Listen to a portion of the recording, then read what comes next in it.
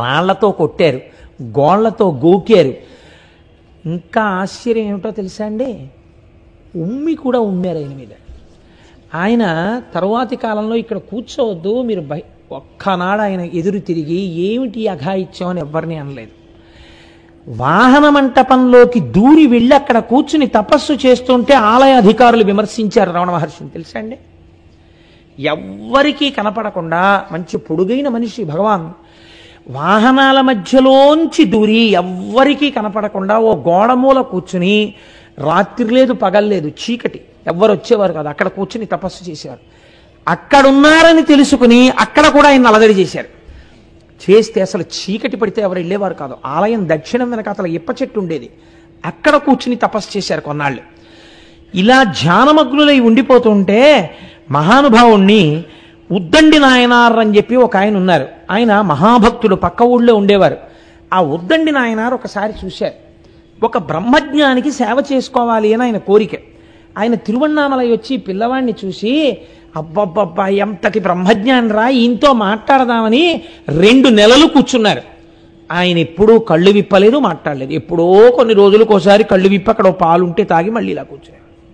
ఎప్పుడు వెనకాతల ఏదైనా పలకరిస్తూ వెళ్ళినా మౌనమే శరణ్యం, ఏమి మాట్లాడేవారు కాదు. మళ్ళీ వచ్చి కూర్చుని మళ్ళీ ధ్యానం చేసుకునేవారు. ఈ ఉద్దండి నాయనారికి బాధ ఆగక వెళ్ళి ఇంత అన్నం తెచ్చి పెట్టేవారు బహిర్ముఖులైనప్పుడు. ఈయన కొంచెం బహిర్ముఖులు అవగానే ఆయన పరిగెత్తుకెళ్ళి అన్నం పట్టుకొచ్చేవారు.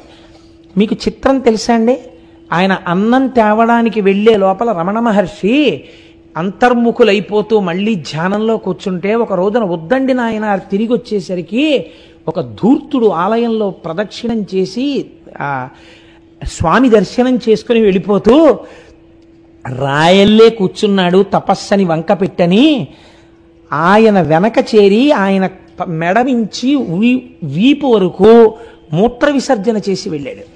దూరం నుంచి ఉద్దండి నాయనార్ చూశారు, భగవానులు వెనక్కి చూశారు, ఆయన మూత్ర విసర్జన చేస్తున్నాడు. ఆయన ఏమీ అనలేదు, అలాగే కూర్చున్నారు.